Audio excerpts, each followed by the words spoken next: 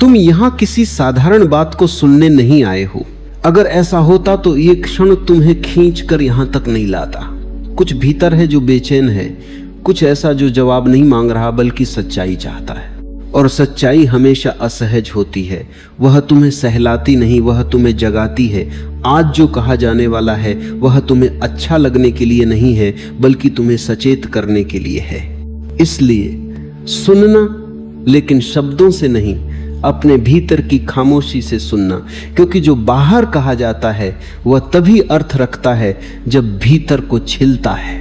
मनुष्य अक्सर शिकायत करता है, मेरे साथ ऐसा क्यों हुआ। वो पूछता है मैं ही क्यों, और फिर किसी को दोष देता है, समाज को, समय को, रिश्तों को, भाग्य को, यहाँ तक कि ईश्वर को भी। लेकिन वह एक बात भूल जाता है कि जीवन में कुछ भी अचानक नहीं होता। जो आज तुम्हारे सामने खड़ा है वह कल बोए गए बीज का फल है। और ये बात सुनने में कठोर लग सकती है, पर यही करुणा की शुरुआत है। क्योंकि जब तुम समझ लेते हो कि तुम्हारे जीवन की जिम्मेदारी तुम्हारी है, तभी तुम मुक्त होने की दिशा में पहला कदम रखते हो। कर्म किसी को माफ नहीं करता। इस वाक्य को लोग डर की तरह लेते हैं, लेकिन डर की जरूरत ही क्या है। आग जलाती है, इसमें कोई क्रूरता नहीं। जहर मारता है, इसमें कोई बदले की भावना नहीं। उसी तरह कर्म दंड नहीं देता, कर्म सिखाता है। समस्या ये नहीं कि कर्म कठोर है, समस्या ये है कि मनुष्य सोया हुआ है। वो वही करता चला जाता है जो उसे आसान लगता है, और जब परिणाम आता है तो वो चौंक जाता है। तुम्हारा हर विचार एक बीज है। तुमने ध्यान नहीं दिया, लेकिन हर भावना ने तुम्हारे भीतर कुछ रचा है। हर ईर्ष्या, हर क्रोध, हर छल, उन्होंने तुम्हारी चेतना पर निशान छोड़ा है। और फिर तुम कहते हो मैं तो अच्छा इंसान हूं। अच्छा या बुरा कोई लेवल नहीं है। जीवन गणित जानता है, नैतिकता नहीं। तुमने क्या बोया वही उगेगा इसमें को। ई पक्षपात नहीं, कोई माफी नहीं, कोई छूट नहीं। मनुष्य चाहता है कि उसके लिए नियम बदल दिए जाए। वो सोचता है मैं अपवाद हूं, लेकिन प्रकृति अपवाद नहीं जानती। नदी यह नहीं पूछती कि कौन प्यासा है, वह बहती है। सूर्य यह नहीं देखता कि कौन योग्य है, वह प्रकाश देता है। और कर्म भी बहता है। तुम उसके रास्ते में खड़े हो सकते हो, लेकिन उसे रोक नहीं सकते। सबसे बड़ी भूल यह है कि लोग कर्म को भविष्य की चीज समझते हैं। वे कहते हैं अभी तो सब ठीक है, बाद में देखेंगे। लेकिन कर्म बाद में नहीं आता, वो अभी बन रहा है। तुम जैसे सोच रहे हो वही तुम बनते जा रहे हो। तुम्हारी आदतें तुम्हारा आने वाला कल तय नहीं करती, तुम्हारी चेतना तय करती है। आदतें तो बस उसी की छाया होती हैं। ध्यान से देखो, जब कोई इंसान बार बार झूठ बोलता है तो असली समस्या झूठ नहीं होती। असली बात यह होती है कि उसका भीतर भय से भर चुका होता है, और वही भय धीरे धीरे उसके पूरे जीवन को विषैला बना देता है। फिर वो सवाल करता है कि उसके साथ ही सब कुछ गलत क्यों होता है। क्योंकि तुमने अपने भीतर गलत बीज बो दिए हैं, और बीज को फल बनने से कोई रोक नहीं सकता। कर्म कोई फैसला सुनाने वाला नहीं है। कर्म तो एक आईने की तरह है जो तुम्हें वही दिखाता है जो तुम वास्तव में हो। लेकिन आईने में खुद को देखना सबसे मुश्किल होता है, इसलिए लोग उसे तोड़ देना चाहते हैं और कहते हैं यह विचार गलत है, जीवन बहुत अन्यायपूर्ण है। नहीं, जीवन न तो न्याय करता है न अन्याय। जीवन केवल बिल्कुल सटीक होता है, उसमें एक भी गलती नहीं होती। अगर तुम्हारे जीवन में वही पीड़ा बार बार लौट कर आ रही है तो इसका मतलब यह नहीं कि कोई तुम्हें दंड दे रहा है। इसका अर्थ सिर्फ इतना है कि तुम अभी सीख नहीं पाए हो। जीवन तब तक दोहराता रहता है जब तक समझ पैदा नहीं हो जाती। जैसे शिक्षक वही प्रश्न बार बार पूछता है जब तक विद्यार्थी उत्तर सीख न ले। इसमें कोई क्राम क्याली पार बे रोध नहीं होता, केवल धैर्य होता है। और यहाँ ये बात बहुत गहराई से समझ लेना कि कर्म का अर्थ अतीत में उलझे रहना नहीं है।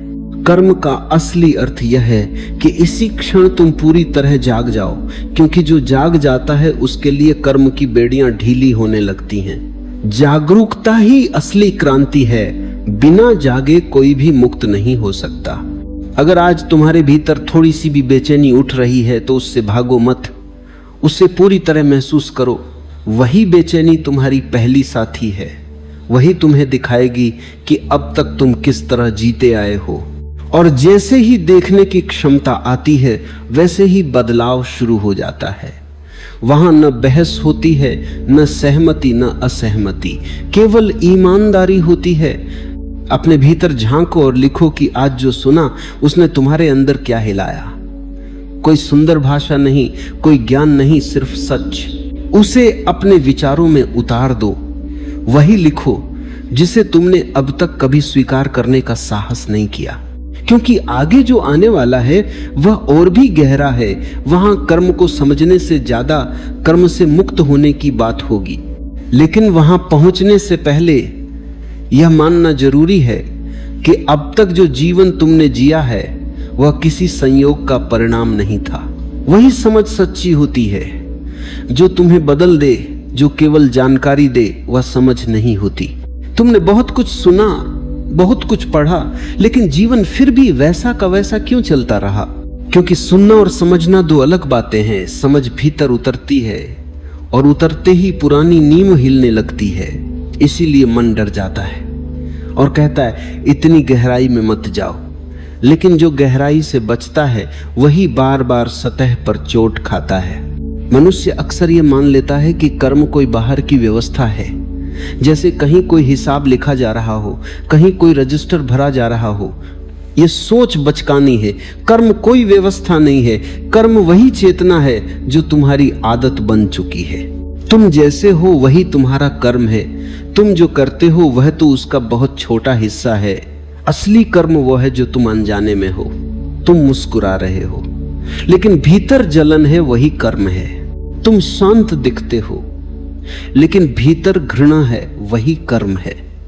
तुम दान कर रहे हो लेकिन भीतर अहंकार है, वह भी कर्म ही है। और यही सबसे कठिन सच है, क्योंकि यहां कोई तुम्हें पकड़ नहीं सकता। यहां कोई अदालत नहीं है। यहां केवल तुम हो और तुम्हारा भीतर। इसीलिए लोग कर्म से नहीं डरते, वे उसके परिणाम से डरते हैं। अगर परिणाम न आए तो वे वही सब करते रहते हैं। लेकिन परिणाम आता जरूर है, चुपचाप, धीरे धीरे, बिना किसी शोर के। देखो, जब कोई इंसान बार बार गलत रिश्तों में उलझता है तो वो कहता है मेरी किस्मत खराब है। लेकिन सच यह है कि उसके भीतर कुछ ऐसा होता है जो उसी तरह के लोगों को अपनी ओर खींचता है। जब कोई बार बार धोखा खाता है तो सवाल ये नहीं कि दुनिया बेईमान है, सवाल ये है कि उसके भीतर कौन सी कमी या भूख है जो धोखे को बुलाती है। कर्म बाहर नहीं घटता, कर्म भीतर जन्म लेता है, और जो भीतर जन्म लेता है वह बाहर आए बिना नहीं रहता। तुम चाहे कितना भी भाग लो, अपने आप से नहीं भाग सकते। इसीलिए जीवन तुम्हें घेर लेता है। वो वही परिस्थितियां बार बार सामने लाता है जब तक तुम बदल नहीं जाते। और यह कोई सजा नहीं बल्कि अवसर होता है। लेकिन अवसर वही देख पाता है जो जागा हुआ है। जो सोया हुआ है वह इसे अत्याचार समझ लेता है। मनुष्य चाहता है कि जीवन उसे समझे, लेकिन जीवन तुमसे यही चाहता है कि तुम खुद को समझो। जिस क्षण तुमने खुद को समझना शुरू किया उसी क्षण जीवन अपने आप सरल होने लगता है। समस्याएं खत्म नहीं होती, लेकिन पीड़ा समाप्त हो जाती है। और यही अंतर है, समस्या बाहर होती है, पीड़ा भीतर। तुम सोचते हो कि तुम्हारा क्रोध किसी और ने पैदा किया, लेकिन सच यह है कि किसी ने केवल बटन दबाया है, मशीन तो पहले से तैयार थी। अगर भीतर क्रोध मौजूद न होता तो कोई कितना भी उकसाए कुछ भी नहीं होता। इसीलिए जिम्मेदारी बाहर डालना आसान है, लेकिन वास्तविक परिवर्तन केवल भीतर से ही संभव है। कर्म इसलिए किसी को माफ नहीं करता क्योंकि वो किसी को दोषी भी नहीं ठहराता। वो बस ये कहता है देखो तुम यही हो, और यही देख पाना सबसे बड़ा झटका बन जाता है, क्योंकि तुमने अपने बारे में एक सुंदर तस्वीर बना रखी होती है जिसमें तुम खुद को सही, अच्छा और नैतिक मानते हो। लेकिन कर्म तुम्हारी कल्पना नहीं देखता, वह केवल तुम्हारी वास्तविकता को देखता है। जब तक तुम दूसरों को बदलने में लगे हो, समझ लेना कि तुम कर्म के जाल में उलझे हुए हो। और जिस दिन तुमने खुद को देखना शुरू कर दिया, उसी दिन पहली बार कर्म की पकड़ ढीली होने लगती है, क्योंकि अब तुम प्रतिक्रिया नहीं कर रहे, अब तुम देख रहे हो। और देखने वाला अलग होता है, देखने वाला बंधता नहीं। यह कोई तपस्या नहीं है, ना कोई कठिन साधना। ये केवल ईमानदारी है, लेकिन ईमानदारी सबसे कठिन होती है क्योंकि उसमें तुम खुद से झूठ नहीं बोल सकते। वहां कोई बहाना काम नहीं आता, वहां कोई तर्क नहीं टिकता। और एक बात याद रखना, कर्म तुरंत फल नहीं देता, यही उसकी करुणा है। वह समय देता है। वह कहता है अभी भी देख लो, अभी भी बदल लो, लेकिन इंसान इस समय को कमजोरी समझ लेता है।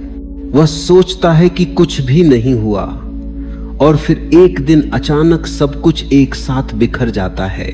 तब वह कहता है ये मेरे साथ ही क्यों हुआ? लेकिन सच ये है कि ये सिर्फ तुम्हारे साथ नहीं हुआ, ये तुम्हारे भीतर बहुत पहले शुरू हो चुका था। आज वह बस सामने आया है। अगर तुम सच में मुक्त होना चाहते हो तो आने वाले कल की चिंता छोड़ दो, क्योंकि भविष्य कर्म का परिणाम है और वर्तमान कर्म का जन्म स्थल है। इसी क्षण अगर तुम जाग गए तो बहुत कुछ बदल सकता है, लेकिन जागना साहस मांगता है, क्योंकि जागने का मतलब है अब किसी और को जिम्मेदार नहीं ठहराया जा सकता। और यही वह मोड़ है जहां ज्यादातर लोग पीछे लौट जाते हैं। वे कहते हैं यह बोझ बहुत भारी है, और हां यह भारी है क्योंकि अब तुम अकेले हो। लेकिन इसी अकेलेपन में आजादी छुपी होती है। जागना कोई एक बार घटने वाली घटना नहीं है, ये एक निरंतर प्रक्रिया है। ऐसा नहीं होता कि एक दिन आंख खुली और सब कुछ बदल गया। आंखें तो रोज खुलती हैं, लेकिन देखने की आदत नहीं होती। मन इतना शोर करता है कि जो सामने है वही दिखाई नहीं देता, और जब तक दिखाई नहीं देता तब तक वही दोहराया जाता है। इसलिए जीवन एक ही तरह की पीड़ा को बार बार घुमा कर देता रहता है। लोग इसे किस्मत कहते हैं, लेकिन असल में यह आदतों का चक्र होता है। मनुष्य खुद को स्वतंत्र समझता है, लेकिन उसका अधिकांश जीवन प्रतिक्रिया में बीत जाता है। कोई कुछ कह दे तो वह गुस्से में आ जाता है, कोई अनदेखा कर दे तो वह टूट जाता है, कोई तारीफ कर दे तो वह फूल जाता है। यह आजादी नहीं है, यह तो अपनी डोर दूसरों के हाथ में सौंप देना है। और जहां डोर है वहां कर्म है, क्योंकि हर प्रतिक्रिया एक बीज है और हर बीज फल की मांग करता है। जागना वहीं से शुरू होता है जहां प्रतिक्रिया रुक जाती है। जब कोई तुम्हें चोट पहुंचाए और तुम भीतर ठहर सको, तभी कुछ नया जन्म लेता है। चोट तब भी लगती है, लेकिन वह भीतर गहराई तक नहीं जाती, क्योंकि अब तुम उसे देख रहे होते हो, और जिसे देखा जाता है वह धीरे धीरे अपनी ताकत खो देता है। अंधेरा इसलिए डराता है क्योंकि वह दिखाई नहीं देता। जैसे ही दीपक जलता है, अंधेरा अपने आप मिट जाता है, उससे लड़ने की जरूरत नहीं पड़ती। कर्म का सबसे बड़ा जाल यही है कि वह दिखाई नहीं देता।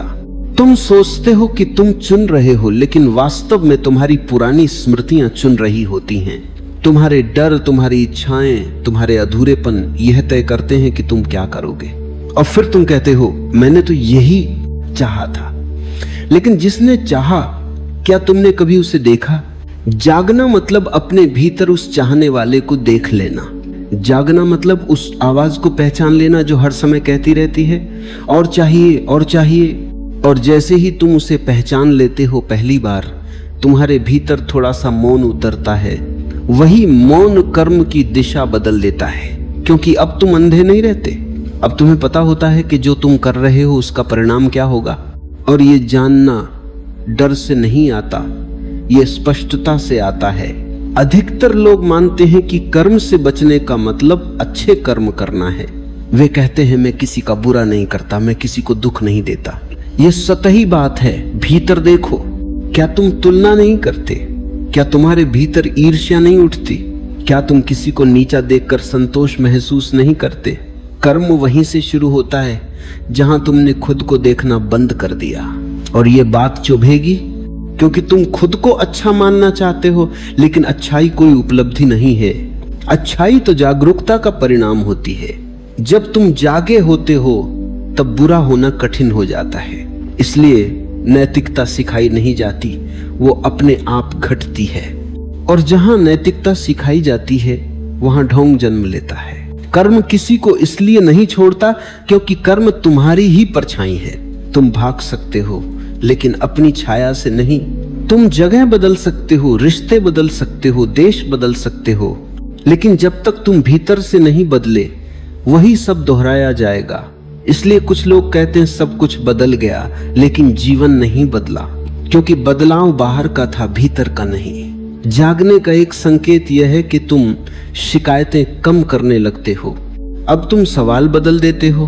अब तुम ये नहीं पूछते मेरे साथ ऐसा क्यों हुआ, अब तुम पूछते हो मेरे भीतर ऐसा क्या है। और यही सवाल क्रांतिकारी होता है, क्योंकि ये सवाल बाहर नहीं जाता, ये तुम्हें आर्य केंद्र की ओर ले जाता है। और जो अपने केंद्र को छू लेता है उसके लिए कर्म बोझ नहीं रहता, कर्म शिक्षक बन जाता है। तब हर घटना कुछ सिखाने आती है, सुख भी और दुख भी। तुमने देखा होगा कुछ लोग दुख में भी शांत रहते हैं और कुछ लोग सुख में भी बेचैन रहते हैं। अंतर परिस्थितियों का नहीं होता, अंतर देखने वाले का होता है। जो देख रहा है वह मुक्त है, जो बस बह रहा है वह बंधा हुआ है। कर्म की सबसे गहरी परत यही है, अचेतनता। तुम नहीं जानते कि तुम क्या कर रहे हो, तुम बस करते चले जा रहे हो। जैसे नींद में चलना, फिर तुम गिरते हो, चोट लगती है और तुम कहते हो ये कैसे हो गया। ये इसलिए हुआ क्योंकि तुम वहां मौजूद ही नहीं थे। जागना मतलब पूरी तरह वहां होना, जो कह रहे हो उसमें होना, जो सुन रहे हो उसमें होना, जो कर रहे हो उसमें होना। और जब तुम वहां होते हो तब कर्म की गति धीमी पड़ जाती है। फिर चीजें अपने आप नहीं होती, फिर तुम उन्हें होते हुए देखते हो। और देखना ही सबसे बड़ा परिवर्तन है। ये मत समझो कि जागने के बाद जीवन में कठिनाई नहीं आएगी। कठिनाइयां आएंगी, लेकिन अब वे तुम्हें तोड़ेंगी नहीं, वे तुम्हें गहराई देंगी। जैसे आग सोने को नष्ट नहीं करती, उसे शुद्ध करती है, वैसे ही जागे हुए व्यक्ति के लिए कर्म सजा नहीं, शुद्धि बन जाता है। लेकिन याद रखना, जागना कोई उपलब्धि नहीं है, यह एक सतत सजगता है। एक क्षण की चूक और पुराना मन वापस लौट आता है। इसलिए यह है कि यात्रा है, मंजिल नहीं। और इसी यात्रा में धीरे धीरे कर्म की पकड़ ढीली होती जाती है। आगे जिस बिंदु पर बात खुलेगी वहां एक बहुत सूक्ष्म सत्य सामने आएगा। कर्म से लड़ने की नहीं, कर्म को पार करने की बात। स्वीकार का अर्थ हार मान लेना नहीं है, और नहीं स्वीकार का अर्थ यह है कि सब जैसा है वैसा ही चलता रहे। स्वीकार का मतलब है जो है उसे बिना झूठ के देख लेना, क्योंकि जब तक तुम किसी बात को नकारते रहते हो तब तक वो ही बात तुम्हें नियंत्रित करती रहती है। जिस दिन तुम कहते हो हाँ ये मेरे भीतर है, उसी दिन से उसका प्रभाव कम होने लगता है। मनुष्य का मन बहुत चालाक होता है। वो कहता है मैं गलत नहीं हूं, हालात गलत थे। वो कहता है मैंने जो किया मजबूरी में किया। वो कहता है अगर वे ऐसा न करते तो मैं ऐसा न करता।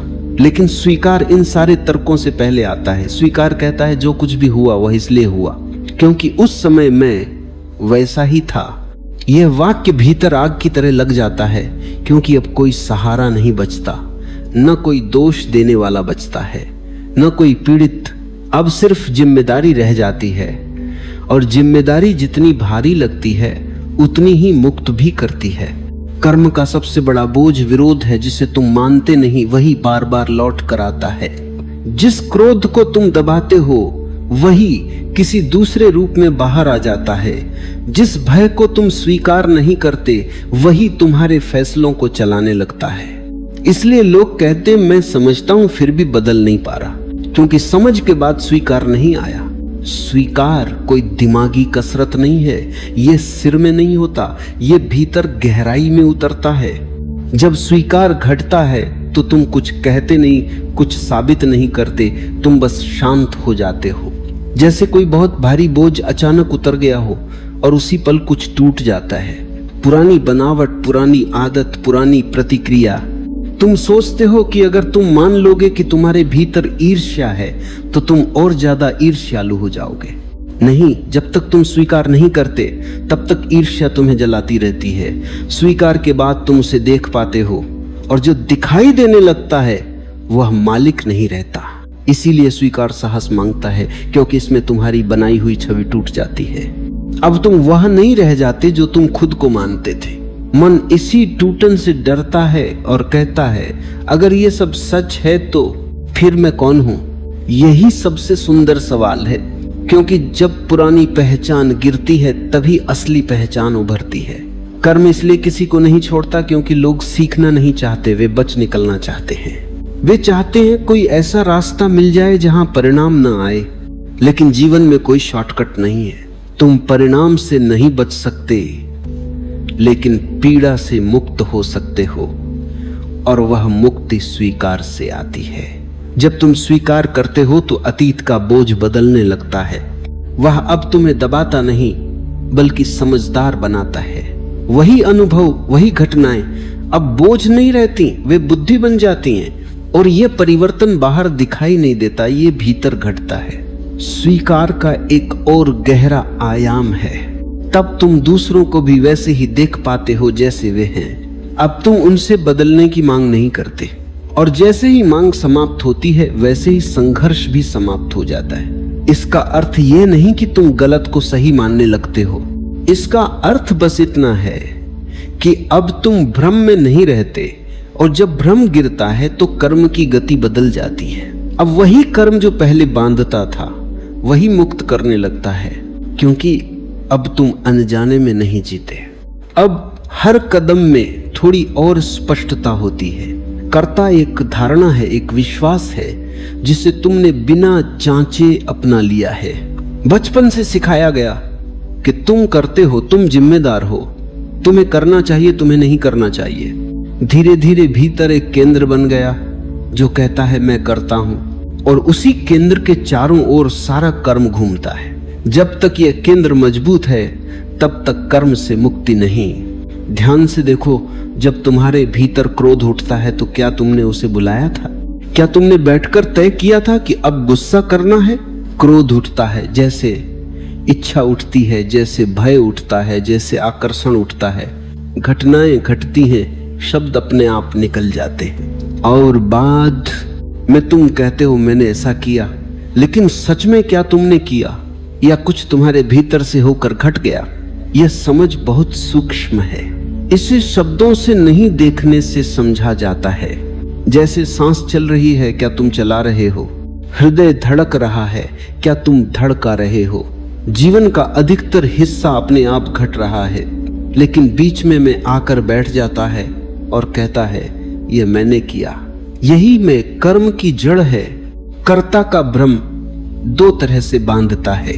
जब कुछ अच्छा होता है तो अहंकार देता है, जब कुछ गलत होता है तो ग्लानि देता है, और दोनों ही बंधन है। ऊपर उठो या नीचे गिरो, रस्सी वही रहती है। इसलिए कुछ लोग पुण्य से भी बंधे रहते हैं। वे अच्छे काम करते हैं, लेकिन भीतर लगातार आवाज चलती रहती है, मैं अच्छा हूं। यही आवाज कर्म का बीज है। जब यह दिखने लगता है कि घटनाएं बस घट रही हैं तो एक गहरी शांति उतरती है। अब तुम ढूंढने वाले नहीं रहते। अब जीवन तुम्हारे ऊपर नहीं बल्कि तुम्हारे भीतर से बहता है। इसका मतलब यह नहीं कि तुम निष्क्रिय हो जाते हो, इसका मतलब यह है कि तुम बोझ से मुक्त हो जाते हो। यहाँ लोग अक्सर भ्रम में पड़ जाते हैं। वे सोचते हैं अगर मैं करता नहीं हूं तो जिम्मेदारी किसकी है? यह डर मन की आखिरी चाल है, क्योंकि मन जानता है कि अगर करता गया तो उसका राज्य चला जाएगा। लेकिन सच यह है कि कर्ता के बिना जिम्मेदारी और गहरी हो जाती है। अब तुम डर से नहीं, होश से काम करते हो। कर्ता के ढीले पड़ने का अर्थ है अब तुम परिणाम से चिपकते नहीं। तुम पूरा करते हो लेकिन पकड़ते नहीं। तुम प्रेम करते हो लेकिन अधिकार नहीं जताते। तुम कर्म करते हो लेकिन कर्म तुम्हें नहीं करता। यही वास्तविक स्वतंत्रता है। और देखना, जब कर्ता ढीला होता है तो कर्म की तीव्रता बदल जाती है। पहले छोटी सी बात भी बड़ा तूफान ला देती थी, अब बड़ी घटना भी भीतर ज्यादा हलचल नहीं मचाती, क्योंकि अब भीतर कोई केंद्र नहीं है जो उसे अपनी कहानी बना ले। जीवन तब जटिल नहीं, सरल हो जाता है, और सरलता का अर्थ बचपना नहीं, स्पष्टता है। अब तुम जानते हो क्या घट रहा है। अब तुम बहते हो, लड़ते नहीं, और जो बहता है वो टूटता नहीं।